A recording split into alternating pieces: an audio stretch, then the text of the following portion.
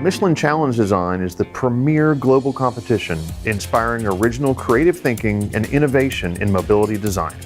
Michelin Challenge Design is the most important global design competition for emerging young talent. One of the most exciting things about this design challenge is that we get applicants from all over the world, so it gives us a very unique lens into different cultures and different places, different geographies.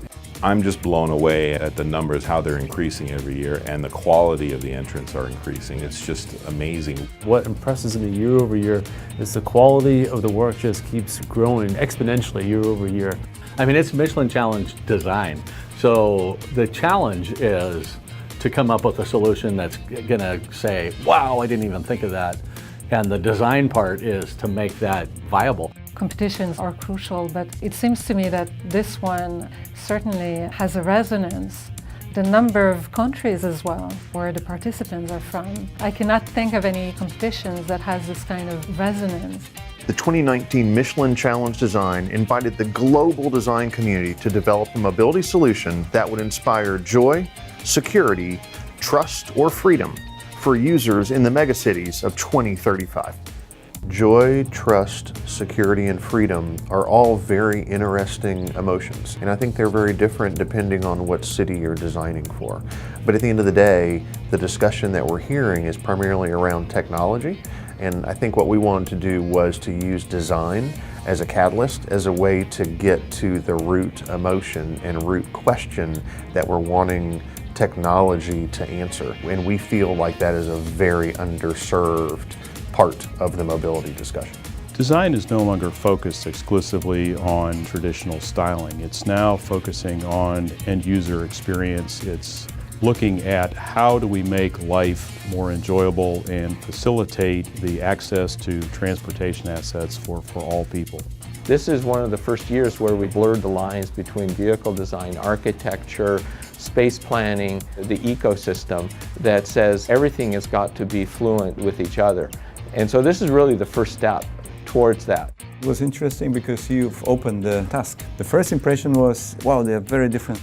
It's going way beyond car design. It's design that takes on all the issues that we're experiencing in major urban areas to really not just solve the issue of transportation, but almost doing things that makes the world a much better place. Many of them were quite convincing, trying to define not only one product, but the infrastructure to receive that product and even the urban development, the urban context. Mobility is going to grow and evolve so much more beyond what we think of today. It was not design a car, it was rather find a challenge for yourself by opening into this mega city stories and different emotion, which would suit different mega cities.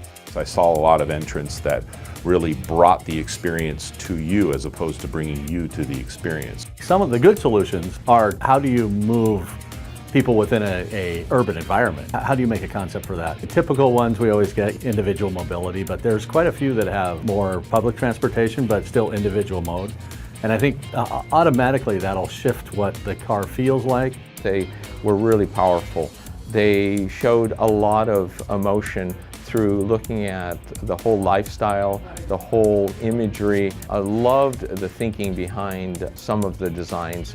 Looking at these young minds and with the images that they showed, they really demonstrated that they have some social responsibility and yet at the same time expressed joy and freedom in a great way.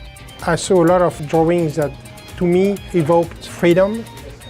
I think that cars and transportation are really a great expression of human freedom. If you think about joy, trust, freedom, and security as ways of thinking about the human experience in the mobility and transportation environment, many of the solutions that we saw touched on joy. The first place this year went to Jin Tae Tak, Min Suk Choi, Do Hee Lee, and Jun Young Lee of South Korea for their design entry Depot. The emotion they chose is the freedom of space for Berlin. You know, there's always something great whenever you can say, I've never seen that form before, and this one definitely has that. I also really love that he said not necessarily the freedom of movement, but rather the freedom of space. The second place winner this year was Robert Crick of London. He also chose freedom as his idea and Berlin as the megacity for his entry, named the Renault Fold. We loved that he actually shared with us physical models that he built. It wasn't just conceptualized inside of a computer, but he actually took the time to do some really low fidelity prototyping. We appreciated that he demonstrated in the real world the way that he designed these forms. So the third place went to the team of Jung-Young Kim and Hanum Jong, also of Seoul, South Korea, for their entry Volvo Intersection. The emotion they chose was joy, and the city they chose was New York. What was really interesting about this entry was it was the closest one that we saw to a phone. It's all about connectivity, and it's about having that connectivity between people in a virtual as well as a real environment. And those are really attractive elements to the entire jury.